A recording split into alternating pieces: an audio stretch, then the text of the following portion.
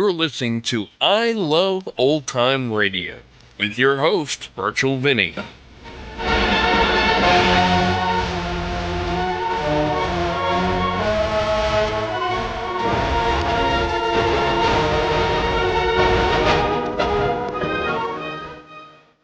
Welcome to our debut month of I Love Old Time Radio. Welcome, old time radio fans. I'm your host, Virtual Vinny.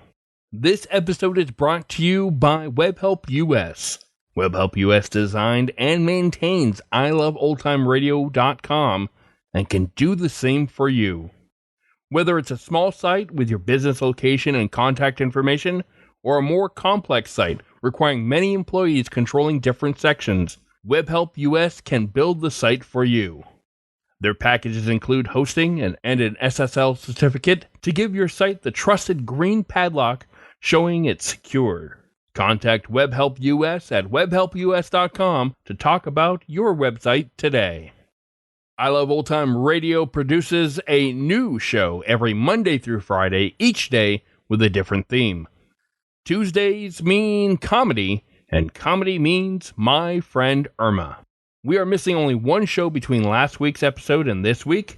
The audio quality was pretty bad, with a high squeal in it, and we did our best to clean it up a bit while trying to preserve the authenticity of an old recording. This is episode number 4, originally aired May 2nd, 1947, and it's entitled Irma is Convinced It's Jane's Birthday. Radio Theater.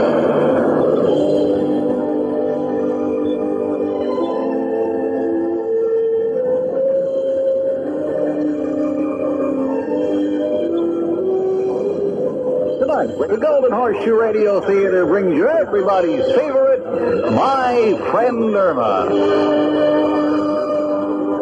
My Friend Irma. Starring Marie Wilson as Irma and Kathy Lewis as Jane, with John Brown as Al and Leif Erikson as Richard. Friendship, just a perfect friendship. Where other friendships have been forgotten, theirs will still be hot. My friend Irma.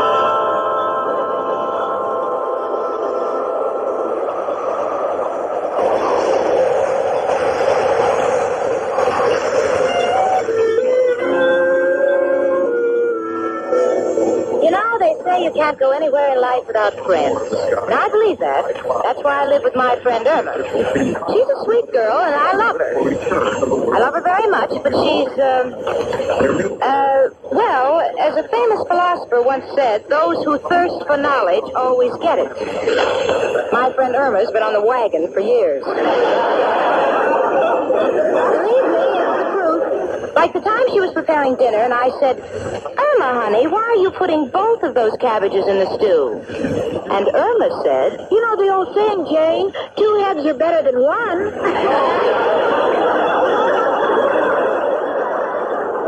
Well, this should give you a rough idea of one of Irma's rough ideas. And it's little things like that which have made me what I am today. Practically a nervous wreck. It's got to stop. So I resolved that nothing Irma can say or do today will get me riled. Because Sunday is my birthday. And so today I'm just going to relax. I am in complete control of my emotions. And I was pretty proud of myself because this morning she started tampering with me earlier than usual by greeting me with, Happy birthday to you, happy birthday to you, happy birthday, Jane Stacy, happy birthday to you. Well, thank you, honey. I appreciate that. It's a nice thought. Except for one small detail. What? Today does not happen to be my birthday. Jane, you just don't want to tell me how old you are. Happy birthday to you. Happy birthday to you. Happy birthday, dear Jane Stacy. Happy birthday. Are you finished? Not yet. To you. Irma, today is Friday. It is not my birthday. Now look at the calendar, honey. If you don't believe me, my birthday comes on Sunday. I don't have to look at calendars. I have an instinct in these matters. Irma, what do you think a calendar's for? Oh, to tell you to drink, buy insurance, and how for $1 down you can get buried beautifully.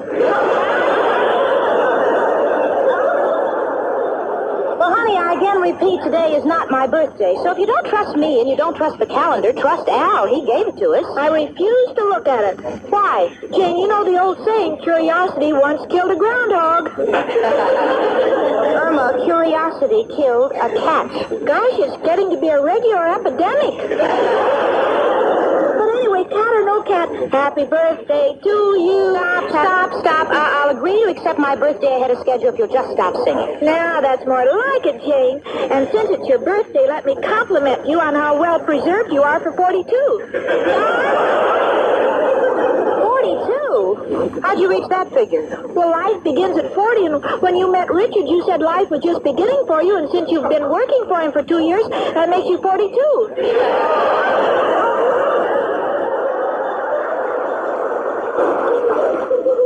Let me ask you something, though I really care. Why are you so intent on giving me a birthday today when Sunday really is? What's the point? Well, today must be your birthday, otherwise, why would you get a telegram? Everybody knows you only get telegrams on your birthday. To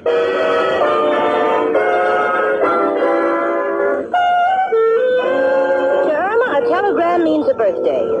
I don't know how long I can restrain myself and keep from yelling at her, but I am not going to break my promise.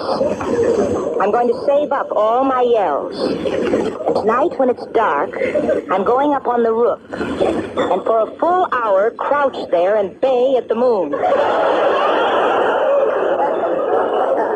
Irma, would it be asking too much for you to let me read my own telegram? Well, I'll give it to you tonight when you blow out the candles on the cake I'm going to bake for you. Honey, listen, it might be important. I'd like to see the telegram now. All right, Jane, but I don't see why you should be so impeccable.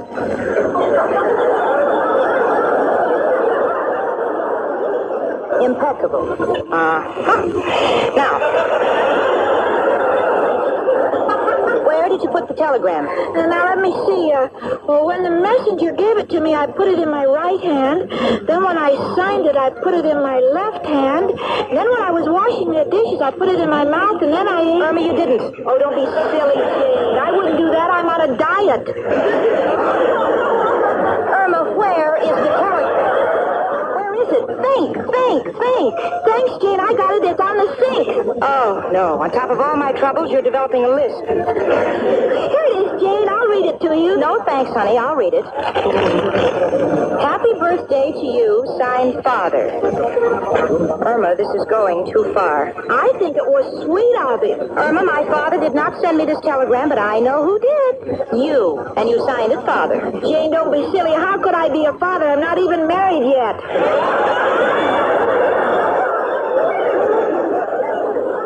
Listen to me, Irma.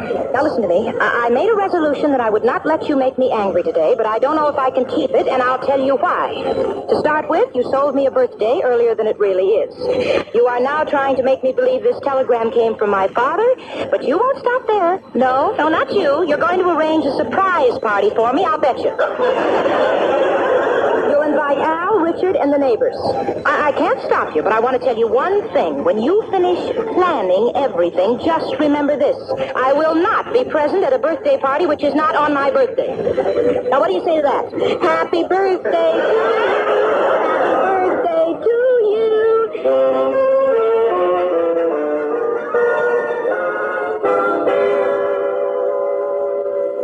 And Al, I feel badly. I meant to call you and tell you to bring Jane a present because today's her birthday. Oh, no, don't feel badly, chicken. Even if you had reached me, I couldn't have afforded a present because my new deal just fell through. Oh, honey, that's all right, Al. I'll bake her a cake tonight, and I'll say it came from both of us. It'll be my own special recipe. It's a 3-layer cake. The first layer is cake, and the second layer is icing, and the third layer is wax. What's the wax for? Well, it's a lot quicker than waiting for the candles to melt down. Hi, Al. Oh, hi, Jane. Gee, I'm sorry I didn't bring you a present, but I would like to wish you... Don't say it, Al. I've been through a lot today.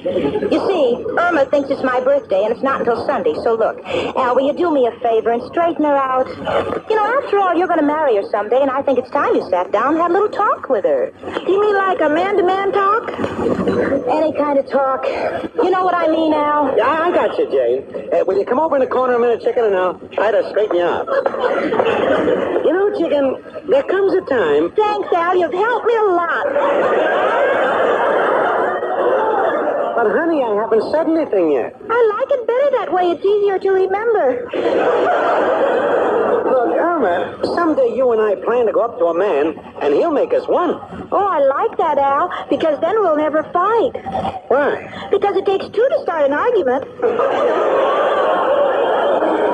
You see what I mean? Chicken, with your permission, I'd like to call this whole thing off. Oh, but I just love having these intellectual discussions with you.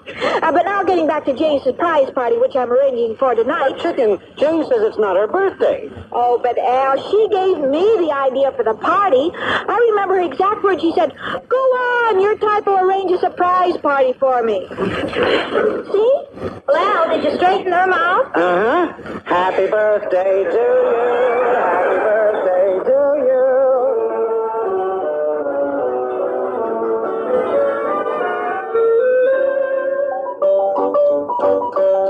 Take the family for a drive through the scenic countryside and back to yesterday. Circle M Flea Market. Yesterday recaptured. Antiques and collectibles from Grandma's day. Circle M is one of Canada's largest indoor flea markets. As the days get cooler, you'll stay warm and cozy in the Circle M. A varied selection of items, large and small. So take a drive along Highway 5, 2.5 miles west of Highway 6 to the Circle M Flea Market. Open Sundays 10 to 5. Circle M Flea Market. 100 years behind the times and proud of it.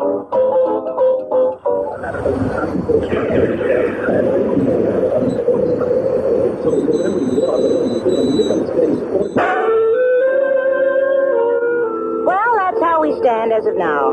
Irma and I met, and I'm losing every round. She's got me on the ropes, and now she's preparing to deal the knockout blow because Richard has just entered the room, and Irma is waiting to greet him with, Hello, Richard. You're just in time. Hello, girls. Al? Hey, what are you doing here? Having a party? You see, even Richard knows. Knows what? Irma means that you know that today is my birthday, and pretty soon she's going to ask you, Why didn't you bring Jane a present? and you're going to be embarrassed and say, Well, I didn't know it was her birthday. and Al's going to say, Irma's right. and I'm going to say, I'm not going to say anything. I promised myself I would not get angry. Say, what's this all about? Can I see you a minute, Richard? Richard, far be it from me to say anything, but Jane's losing her memory and doesn't even know that today is her birthday. Really? Yes, so you'll have to handle it. Well, certainly I will. What are you two mumbling about over there? What's Irma been telling you, Richard? You certainly don't believe her fantastic story about today being my birthday, do you? Oh, no, Jane, but happy birthday to you. Happy birthday to you.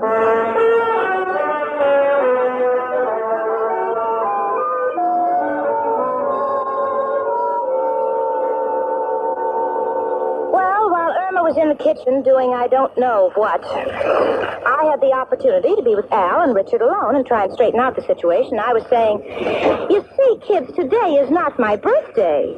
But when Irma gets an idea in her head, there's nothing you can do to stop it. It has so much room to run around in. So what do you say we all go out to dinner, huh? Forget the whole thing.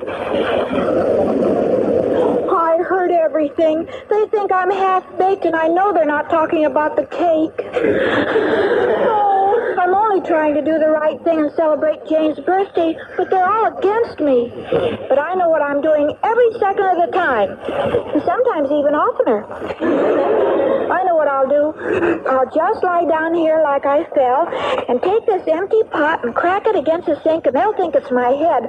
Okay, here goes. Oh, they got me. Irma! Irma, what did you drop? Oh. Richard! Al, come here quick. Irma's hurt herself. Come and give me a hand. Here, take it easy. Put her on the couch. Chicken, open up your eyes. Speak to me. This is Al. You're Al. Jane, I think she's unconscious. Oh, really, Richard? Are you sure?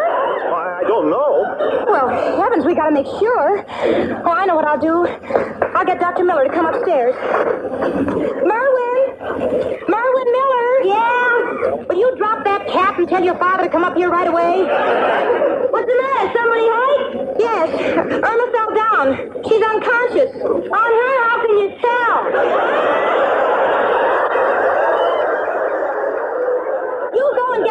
there and tell him to get up here right away. What do you need him for? Save money, take me. I'm just as good. Merwin, go get your father, the doctor. All right, I'll get him. I don't know. I can't understand it. They're always asking for my old man instead of me. Just because he's got a license. Hey, Pa! Go up to apartment 3B. The Peterson girl's laid out like a dog. If you lay out like a cat, I wouldn't need you. I'd treat him myself.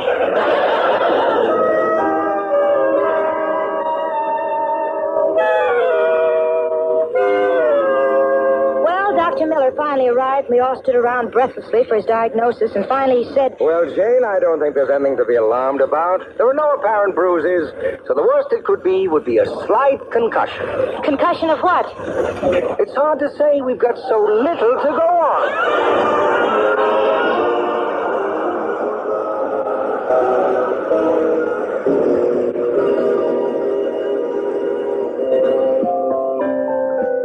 Whether you're giving a seasonal gift or something to remember a special moment, Straits Jewelers are the people to help you make these memories. A gift from Straits tells someone you really care. So whatever your reason for giving, make it a gift from Straits Jewelers. I'm Harold Strait, and we know how to help you give a memory with a gift from Straits Jewelers. In Hopedale Mall, Oakville, and in Shoppers World, Albion and Kipling. And now it's the Sportsman Quartet with Lud Gluskin and his orchestra and their novel arrangement of Sipping Cider. Sip, sip, sipping cider, sip, sip, sipping, sip, sip, sipping cider, sip, sip, sipping. The sweetest gal I ever saw was selling cider in a grocery store at 6:30 when the sun would set. I used to go to see my pet. She'd pull the shade and shut the door, shut the door, shut the door. We'd get some cider and a big long straw. Sipping cider through a straw. We sat there for hours or more. I did first and she did last. Well, she did the most because we did so fast. We sipped till our straw did slip, and I sipped cider from her lips. That's how I won my mother-in-law. Sip, sip, sipping cider. Sipping, sip, sip, sipping cider. Sipping. When first I saw her with a straw, said I to her, Say, are you sipping something? Yes, I'm sipping cider. It's all the go. She was as sweet as sweet can be, sweet can be, sweet can be, but sipping of the cider was the end of me. Sipping cider through a straw, we sat there for hours and hours. I sipped first and she sipped last. Well, please sip the most because they dip so fast. We sipped till our straw did slip, and then I sipped the cider from her lips. That's how I won my mother-in-law. Sip, sip, sip, sip, sip, sip, sip, sip, sip, sip, sip, sip, sip, sip, sipping up the cider through a big, long straw.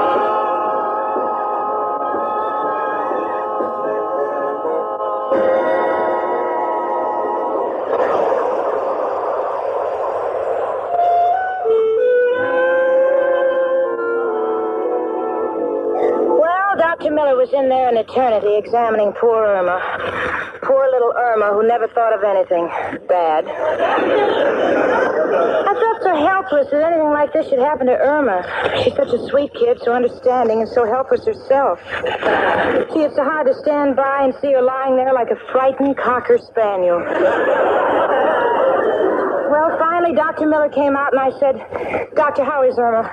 Tell me, is there anything serious? No, Jane, she fell down, but there's no sign of any injury, so I don't think we've anything to worry about. Oh, I can't accept that, Doctor. Irma means too much to me. You see, I feel a great responsibility for her, and when I think of that poor kid lying there in pain, well, what can we do?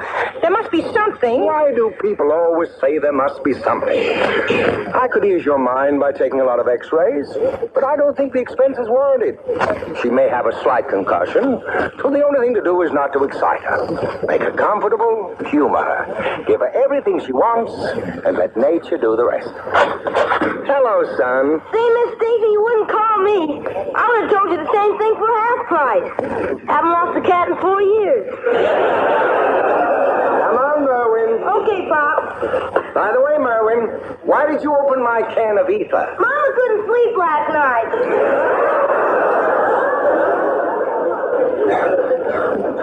It's worse working. Now they're all going to wait on me. I feel like queen for a day. Now I'll go a step farther and make them believe I'm crazy by pretending I'm smart. Jane! Yes, darling, yes. What is it? Can I do anything for you? Is there anything you want? Anything at all? Now, don't get upset. What can I get for you? What? I'd like to read a little. Oh, sure, honey. I'm sorry I didn't think of it first. The little strength you had to ask me. I forgive myself. Here, darling. Here are your favorite books. Here's your giant comics. Here's your Superman and Dick Tracy. If you want to idle away your time, here's your crayon book.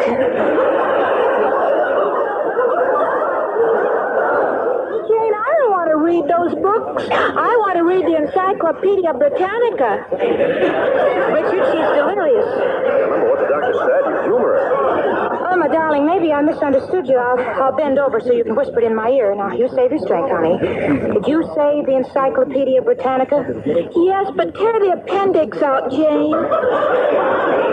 Why? In my condition, I want a healthy book. The crisis is past. She sounded like the old Irma. I don't think so, and I'm scared. Irma would never ask for the Encyclopedia Britannica. I didn't even know she could pronounce it. I'm really frightened about all this, Richard. Oh, now, wait a minute, Jane. Don't be upset. Well, I'll try something else. Irma, honey, listen. Shall I put on your Spike Jones record?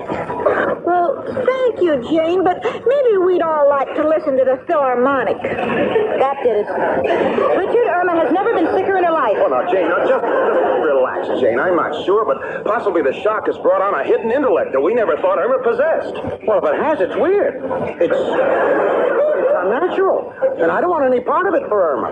I love her the way she was. Simple and, well, you know, the way Irma was. Chicken, this is Al. You're Al. Please snap out of it. If you do, I'll do anything. I'll even get myself a job. There, I said the word. And I feel tired already. But I'll do it. Just during your convalescent period, of course. Oh, Richard, I can't stand it. I want the old Irma back, and I want the old Al back, who doesn't work. These changes are coming too fast for me. I'm not a well woman. I think we need somebody else to consult with besides Dr. Miller. Now, I don't agree with you. I tell you, this kid Merwin is nothing. I'm not thinking of Merwin. You better not. The kid ain't even got a license. Oh, Al, will you stay out of it? Heaven's sakes. Richard, what do you suggest? Well, I've got an idea. I'll get our family physician, Dr. St. Clair Howard. He's the head of the staff of one of our biggest hospitals here in New York, and as a favor to me, well, I'm sure he'd come right over and talk to Irma. Oh, that's wonderful. Call him right away, Richard. Oh, stop. We don't need a doctor. My mind has just snapped back to normal. No, darling, now, don't excite yourself. You just go along with me, huh? Janie knows what's best for you. But, Jane, I don't need a doctor. Well, I know you don't, dear, but it's a whim of Janie's. You know, do it for me because I give up. Today's my birthday.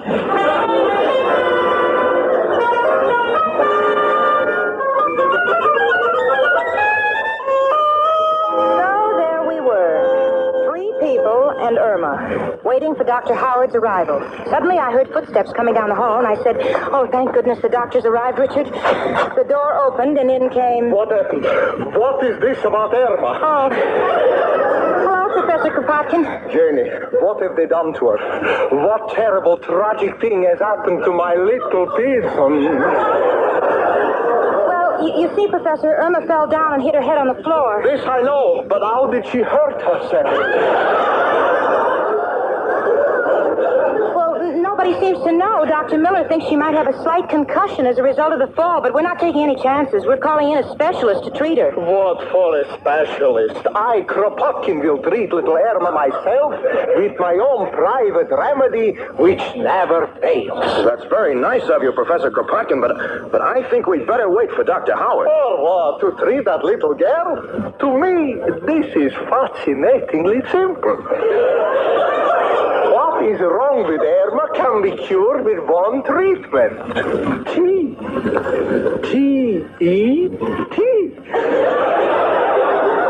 What have beautiful word. Cures everything. Well, Professor Kropotkin, we appreciate your help, but tea is not the remedy for Irma. Jane, you don't seem to realize that a glass of tea is symbolical of the whole universe. First, the tea leaves on the bottom of the glass. That's the earth. Then the water, that's like the air over it. And floating on top, the lemon. That's the sun. Now, put in a dash of vodka. Thunder, lightning, earthquake. Yeah, sure. Well, we appreciate what you're trying to do, Professor, but honestly... Stop, you got no confidence? Kropotkin does not push. I'll bring the tea myself. Because already from this argument, I'm sick.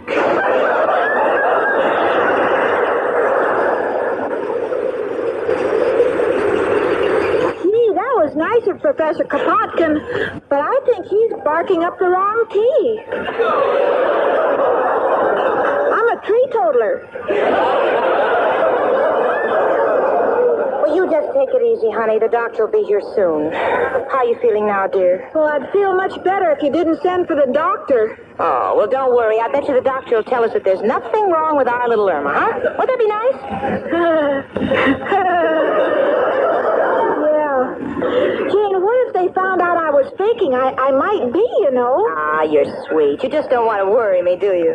No, but I'm a little worried myself. There, that must be the doctor. And soon we'll know everything, won't we? Yeah, everything. Come in. Hello? Is this apartment 3B? Oh, yes. Hello, Dr. Howard. I'm so glad you've come. May I present Jane Stacy? Hello. How do you do? And this is Al. Gee, you know, I don't know your last name, Al. Nobody does.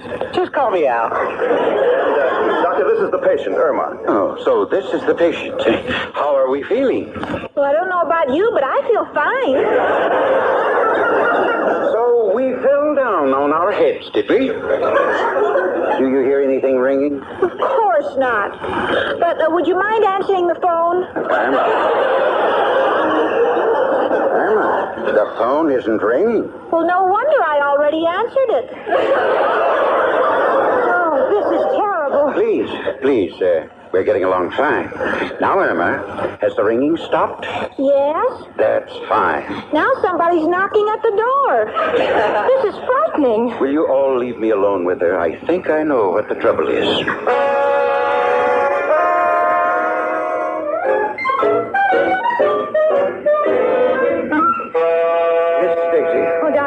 Doctor, how is she? Miss Stacy, I'm going to be very honest. Don't spare me. I can take it. First, before I tell you, here's a prescription which contains a minor sedative to settle her nerves. Well, what's the real trouble, Doctor? What's wrong with Irma? I think your friend Irma is malingering. Malingering? Translated into the layman's language, Irma is faking. Well, that's impossible. But it's true, and that's my analysis. Richard, did you hear what he said? I can't believe it. Are you sure, Dr. Howard? Positive. But if you want consultation, I don't mind. In fact, I suggest that you call Dr. Miller. He's one of the best in his line. And I believe he lives in the neighborhood. Oh, we had him and his kid, and they didn't do any good. Anyway, that's my opinion, and I'd stake my medical reputation on it. This girl is faking. I knew it the minute I talked to her. They never fool me. Well, goodbye, and by the way, happy birthday to you, Miss Stacy.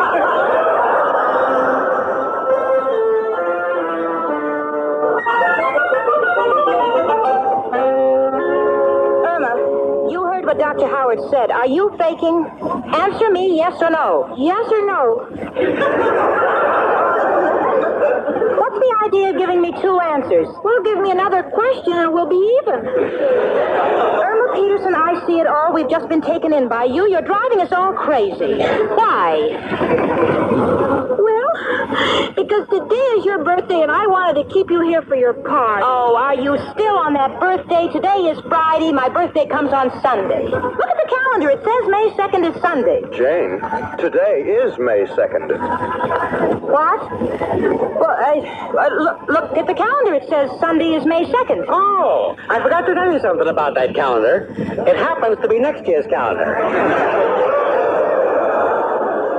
Well, what good is that, Al? Well, look, Jane, is it a crime to be ahead of your time? Happy birthday to you, Jane. All right. Don't rub it in. I'm sorry, honey, and I apologize. I see now. You only wanted to be nice and give me a party. I really don't deserve it. Yes, you do, Jane, and it's not too late to celebrate. Come on, we'll all go down to the Ritz and have a wonderful party. Oh, I'm all for it. I never felt better in my life. Irma! Oh. Merwin, get your father. Something's just happened to my friend Irma.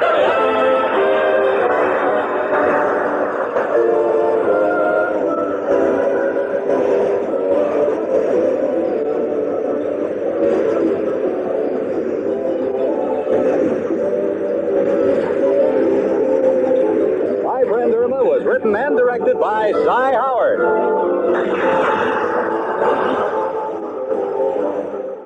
So it turns out Irma did know it was Jane's birthday after all, despite Jane's best efforts to convince her otherwise. This episode did air on May 2nd, and Al's calendar was for 1948, which did see May 2nd being a Sunday. This was also the first episode we got to hear from the character Professor Kropotkin, the Russian violinist at the Princess Burlesque Theater, that we heard about in the first episode. He was played by Hans Conried and was with the show until 1953. We'll be seeing more of him in future episodes as his role expands along with Mrs. O'Reilly, the landlady. Conried was a very active voiceover actor, and if you've seen the 1953 Disney animated classic of Peter Pan, you'll know him as Captain Hook.